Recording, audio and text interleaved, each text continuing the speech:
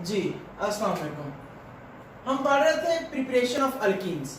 इसमें हमने बात की थी पहले कि अल्कीन किस किस तरह से प्रिपेयर की जाती है। ठीक है, हमने दो मेथड्स देखे थे, बाय डिहाइड्रो हैलोजिनेशन, ठीक है, और दूसरा हमने पढ़ा था by the dehydration of alcohol.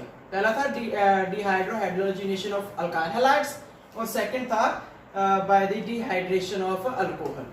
ठीक है, आज हम आगे नेक्स्ट इसको कंटिन्यू करेंगे। तीसरा जो तरीकाकार है उसकी तरफ हम आएंगे। तो तीसरा हमारे पास जो मेथड है प्रिपरेशन का वो है बाय डीहैलोजिनेशन ऑफ वेसिनल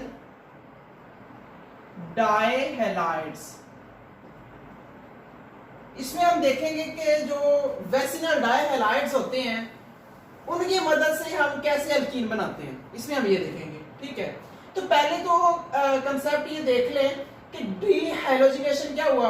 मैंने पहले आपको बताया था कि डी का मतलब क्या होता है, रिमूवल, निकल जाना किसी चीज का।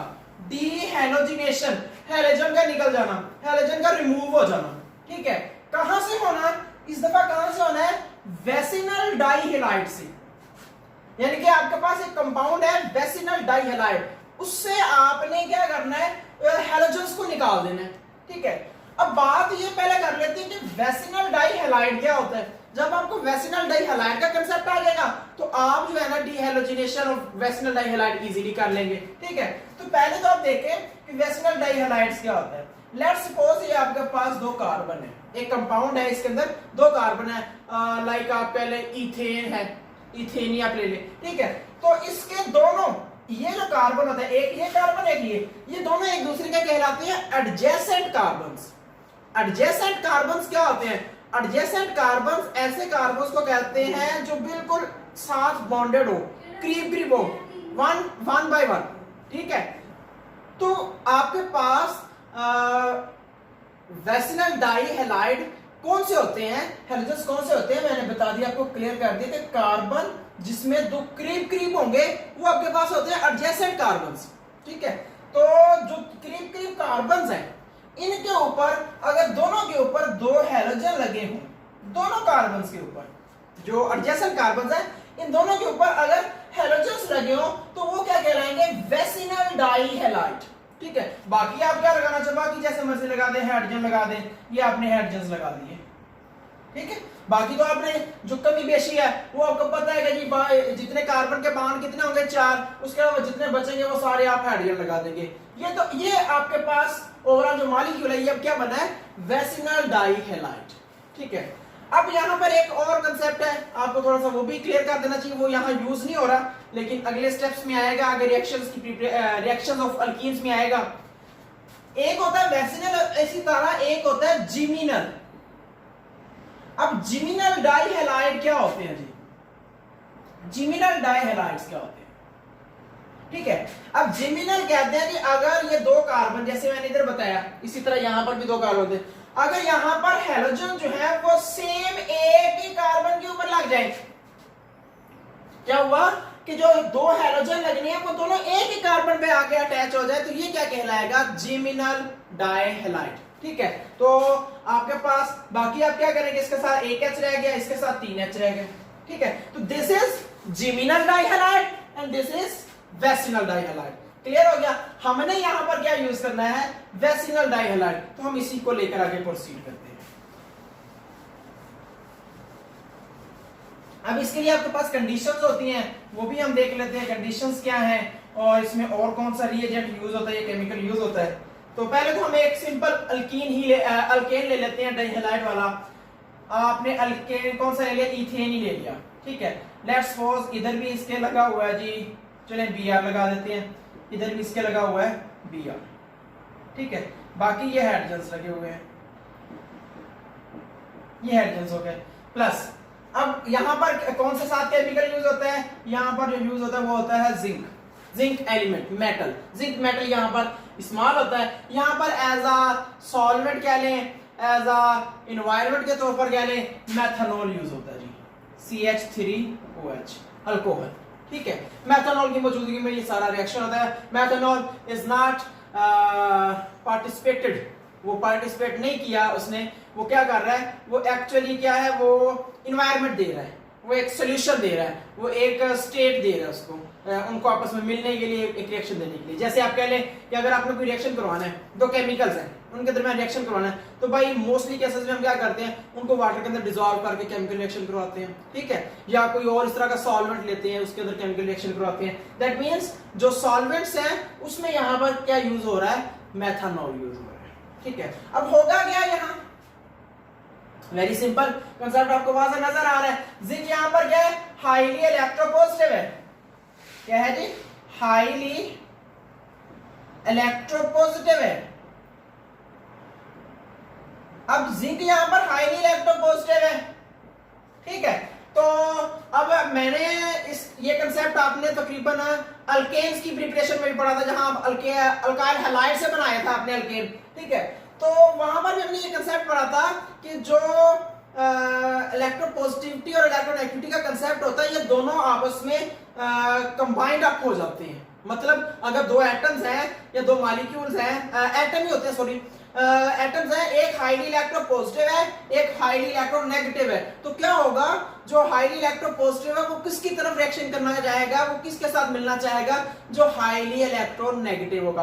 अब देखिए जिंक ने रिएक्शन करना है, यहाँ तीन किस्म के एटम्स हैं, कार्बन, हाइड्रोजन एंड बेरिलियम, क्या है इसका, बोरोमीन, सॉरी, ठीक है। अब ये बोरोमीन है, यहाँ पर हाइड्रोजन, यहाँ पर कार्बन। अब कार्बन की इलेक्ट्रोनेगेटिविटी वो भी कम होती है, हाइड्रोजन की इलेक्ट्रोनेगेटिविटी वो भी कम होती है।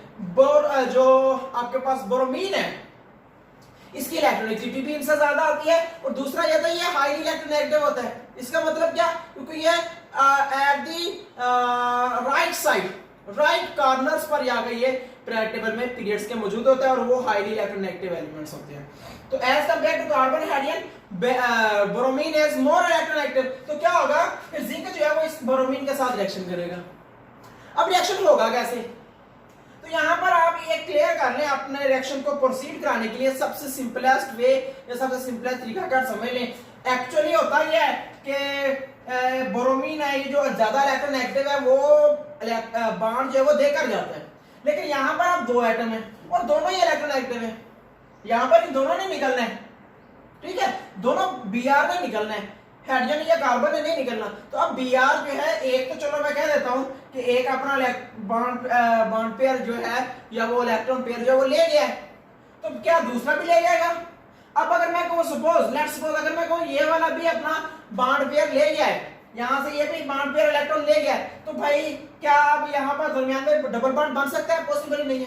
कैसे बन जाएगा, ना तो इन कार्बन के ऊपर कोई लॉन पेयर होता है। अब ये इलेक्ट्रॉन्स कार्बन के दोनों उधर चले गए हैं, ठीक है, इस कार्बन का भी इलेक्ट्रॉन उधर चला गया, इस कार्बन का भी जो शेयरिंग में इलेक्ट्रॉन था वो Br की तरफ चला गया, इस सेंस में, ठीक है। तो फिर कार्बन कहां से बॉन्ड बना लेगा, डबल नहीं बनेगा, कार्बन का डबल बॉन्ड नहीं बनेगा। तो फिर क्या होगा, यहां पर आपको अंडरस्टूड एक बात समझनी पड़ेगी कि एनवायरनमेंट को देखते हुए, सिचुएशंस को देखते हुए जो एटम्स होते हैं वो भी कंप्रोमाइज करना जानते होते हैं, ठीक है। तो क्या होगा, अगर एक Br यहां से अपना इलेक्ट्रॉन पेयर जो है वो बॉन्डिंग शेयर पेयर इलेक्ट्रॉन लेकर जाएगा, तो दूसरा Br ऐसे उसको देकर जाएगा। क्लियर कि एक इलेक्ट्रॉन पेयर देकर जाएगा और दूसरा इलेक्ट्रॉन पेयर लेकर जाएगा। आगे प्रोडक्ट क्या बनेगा, very simple, CH2 double bond CH2 plus क्या बन गया, ZnBr2। So this is the dehalogenation of vicinal dihalide. अब यहां पर आप और भी यूज कर लें, जरूरी नहीं यही यूज करना है, आप प्रोपेन यूज कर ले, ब्यूटेन, हेप्टेन, ऑक्टेन, कोई भी यूज कर ले। सिर्फ फर्क क्या है, आपने करना क्या है कि जो ब्रोमीन लगाएंगे या जो हैलोजन्स लगाएंगे, उनमें जो लगाएंगे वो दो साथ साथ वाले कार्बन्स पर लगाएंगे, एडजेसेंट कार्बन्स पर लगे होने चाहिए, उन्हीं को हम क्या कहेंगे, वेसिनल डाइहैलाइड्स कहेंगे, ठीक है। तो ये था डिहैलोजिनेशन ऑफ वेसिनल डाइहैलाइड्स। अगला हम रिएक्शन करते हैं, अगली प्रिपरेशन करते हैं, वो है जी हमारे पास कॉब्स मेथड, ठीक है जी। कॉब्स मेथड पहले ही पढ़ा हुआ है, अल्केन की प्रिपरेशन में पढ़ा था। फर्क क्या है वो देख लें जरा। फोर्थ मेथड है जी बाय कॉब्स मेथड। ये इलेक्ट्रोलाइसिस मेथड है, ठीक है, इलेक्ट्रोलाइसिस होती है इसमें इलेक्ट्रिकल। अच्छा अब ये हो गया, इसमें और अल्केन के कॉम्स मेथड में या प्रिपरेटरी मेथड में क्या फर्क है? वहां पर जो आप साल्ट यूज करते थे, आप कहते थे जो कार्बोक्सिलिक एसिड का साल्ट यूज करते थे, वो कौन सा था? वो मोनोकार्बोक्सिलिक एसिड साल्ट था। यहां पर क्या होगा? Dicarboxylic acid. कैसे? देखें, ये CH2 सिंगल बॉन्ड CH2, यहां पर C डबल बॉन्ड O, चलो K ही लगा लें, आप Na भी लगा सकते हैं, आपकी बुक में Na दिया हुआ है, ठीक है। तो ये आ गया, ये O negative K positive.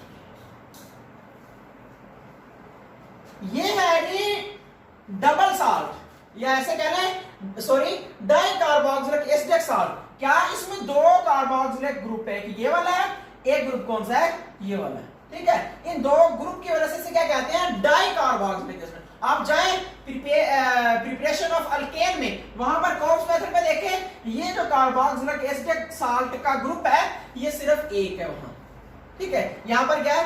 Double है।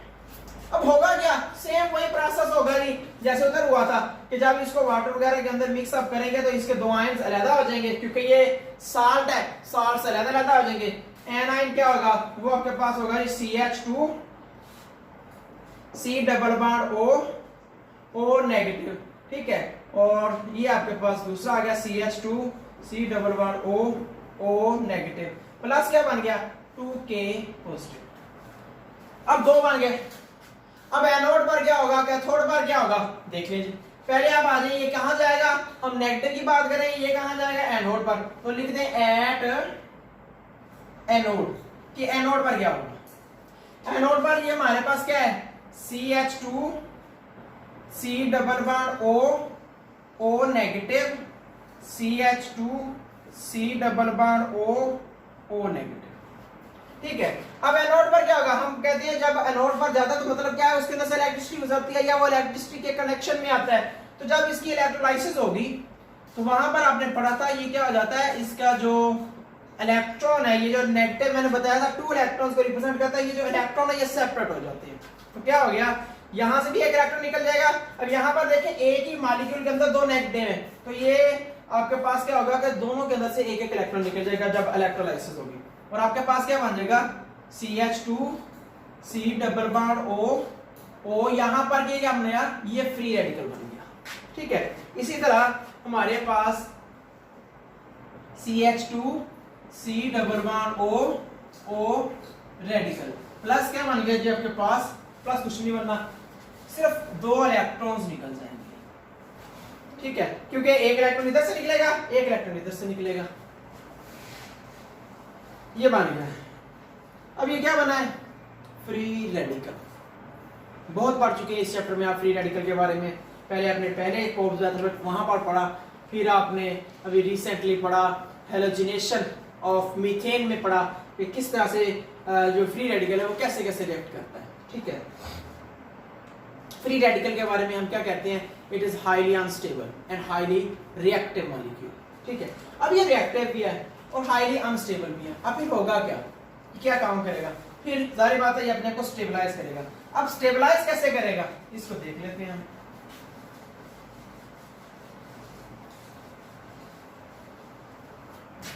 जी, तो अब ये स्टेबलाइज कैसे करेगा?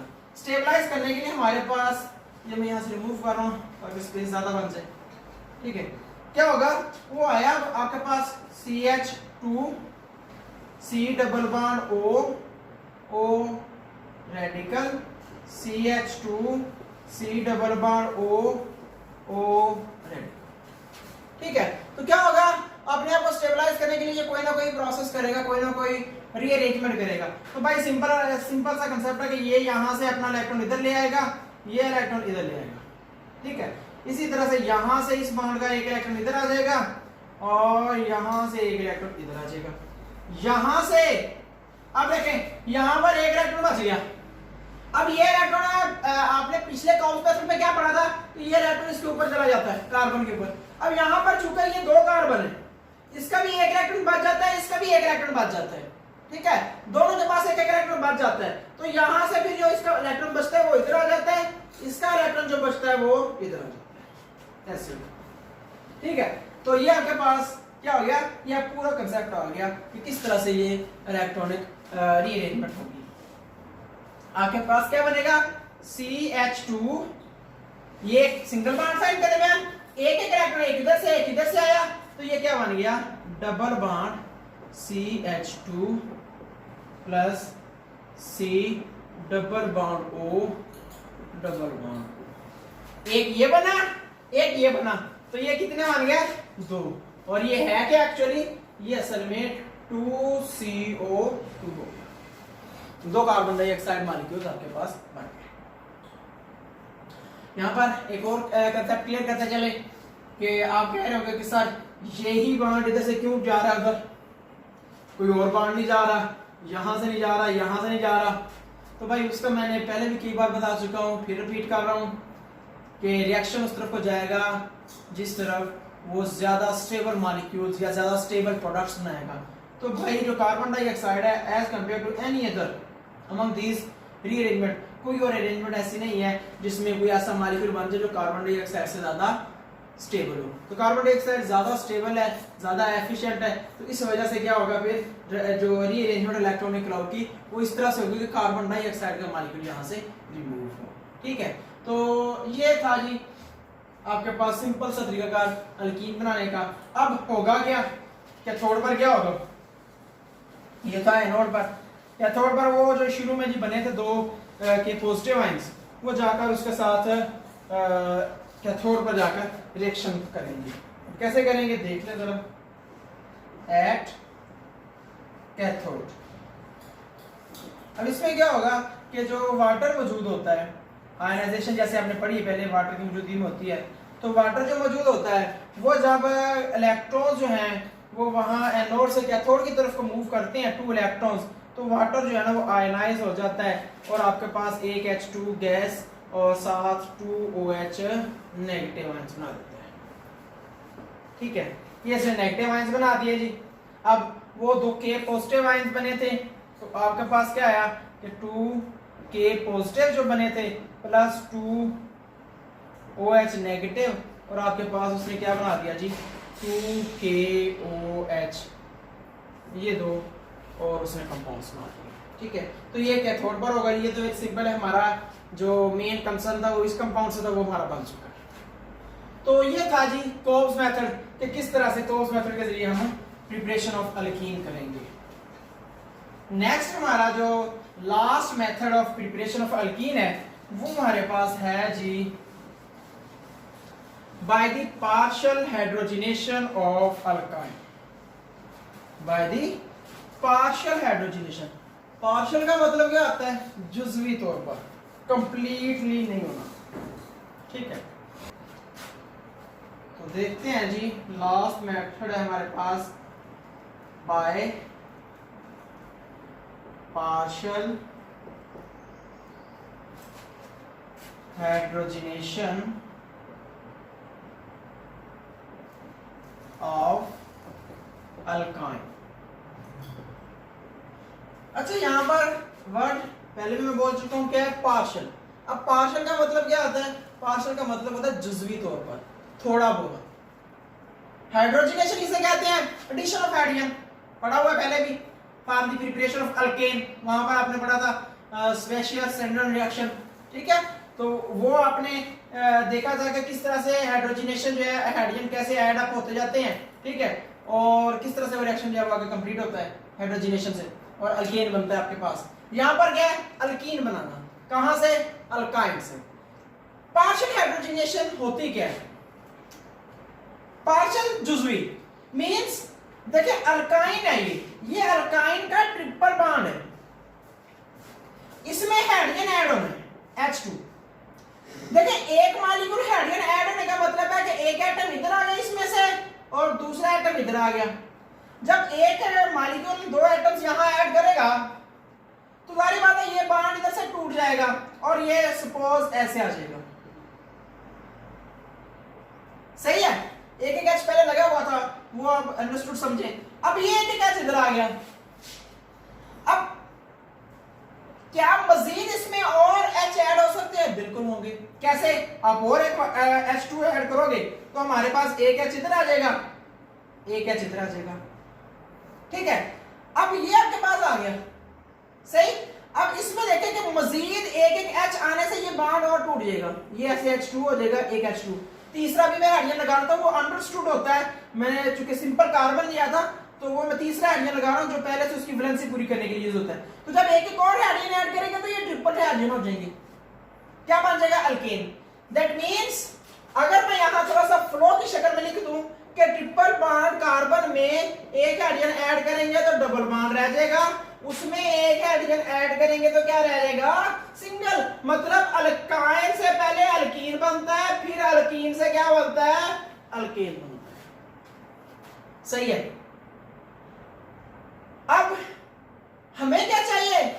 We require alkene. इसका मतलब है कि जब अल्काइन की हाइड्रोजनेशन करेंगे तो अल्कीन फिर अल्केन, एंड पे जाके अल्केन पे रिएक्शन रुकेगा, रिएक्शन चलता जाएगा और कहां पे जाके रुकेगा? अल्केन पे जाके। हमें रोकना कहां है? अल्कीन पर। क्यों? हमें चाहिए क्या? इस स्टेप में हमने क्या क्रिएट करना है, प्रोड्यूस करना है? अल्कीन। तो फिर क्या करेंगे हम? फिर इसके अंदर कुछ ऐसा केमिकल ऐड करेंगे जो इस रिएक्शन को कंट्रोल कर ले, जो इस रिएक्शन को पार्शल कर ले, जो इस रिएक्शन को अल्कीन पर प्रोडक्शन होने के बाद, यानी कि जैसे अल्कीन बनता है वहां पर रिएक्शन को स्टॉप कर दे। So this is partial hydrogenation, कि आपने एक स्टेप अपनी मदद से कम कर लिया है, या एक केमिकल की मदद से, एक कैटलिस्ट की मदद से आपने एक जो स्टेप है वो कम कर लिया है इस रिएक्शन का, उसे क्या कहेंगे? Partial hydrogenation. ठीक है, इसे दूसरे अल्फाज में कंट्रोल्ड हाइड्रोजनेशन भी कह सकते हैं। कंट्रोल का मतलब क्या होता है? देखो, कंट्रोल जैसे आपके पास कोई मोबाइल है, वो आप खुद यूज कर रहे हो, दैट इज कंट्रोल, कि आप अपनी मर्जी से उसको यूज कर रहे हो। अगर आपकी मर्जी उसमें ना चले, वो अनकंट्रोल हो गया, तो ये असल में क्या था कि ये अल्कीन से अल्केन पर जाके इसने रुकना था, लेकिन आपने इसको कंट्रोल कर लिया कहां तक? अल्कीन तक। So that is why it is also known as controlled hydrogenation. ठीक है, अब होता क्या है, किस तरह से होती है? ये दो तरह से होती है जी पार्शियल हाइड्रोजनेशन। ठीक है, एक होती है बाय लैंडर कैटलिस्ट और दूसरी हमारे पास होती है by sodium and liquid ammonia. ठीक है, अगर आपने सिस अल्कीन बनाना है तो आप लैंडर कैटलिस्ट या वो यूज करेंगे, और अगर आपने ट्रांस अल्कीन बनाना है तो आप sodium with liquid ammonia at -33 degree का कंडीशन इस्तेमाल करेंगे। ठीक है, तो पहले हम इसको लिख लेते हैं जी, कैसे होगा? ये आपके पास है जी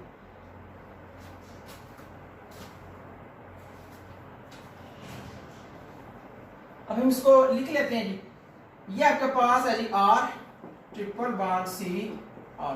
R का मतलब क्या होता है? अल्काइल ग्रुप, कोई भी लॉन्ग चेन हो सकती है, हाइड्रोजन भी हो सकती है, कोई भी हो सकती है। ठीक है, तो ये आपके पास एक अल्काइन है आपके पास।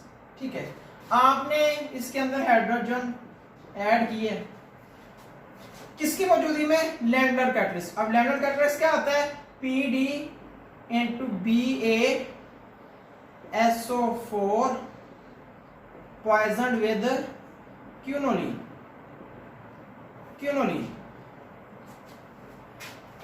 ये क्या है?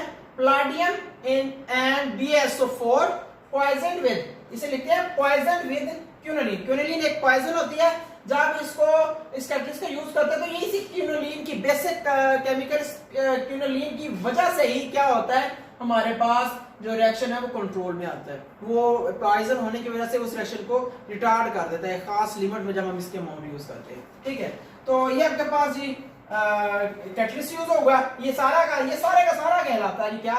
Lander catalyst. तो हमारे पास हाइड्रोजन ऐड होगा, एक इधर ऐड हो जाएगा, एक इधर ऐड हो जाएगा, तो क्या आएगा आपके पास? सॉरी, ये carbon double bond carbon, R लगे हुए, 2 R लगे हुए हैं, वो लगे हुए हैं, दूसरी तरफ क्या लगे? आगे हाइड्रोजन लगे। सो this is the cis alkyne, दोनों तरफ सेम ग्रुप्स लगे हुए हैं। आपने पढ़ा हुआ 7th चैप्टर में, ये सिस अल्कीन आपके पास बन गया। अब आप चाह रहे हैं क्या? ट्रांस अल्कीन बनाना, उसके लिए क्या कंडीशंस होंगी? आपके पास है R C double bond C R plus hydrogen, उसमें हमारे पास सोडियम होगा in the presence of liquid ammonia NH3, -33 degree temperature होता है। अब यहाँ पर मैं इस रिएक्शन को कंटिन्यू करने से पहले थोड़ी सी डिस्कशन करना चाह रहा हूँ लिक्विड अमोनिया पर कि what is liquid ammonia. Ammonia एक गैस है। लिक्विड अमोनिया क्या होता है? अमोनिया जो है इसका जो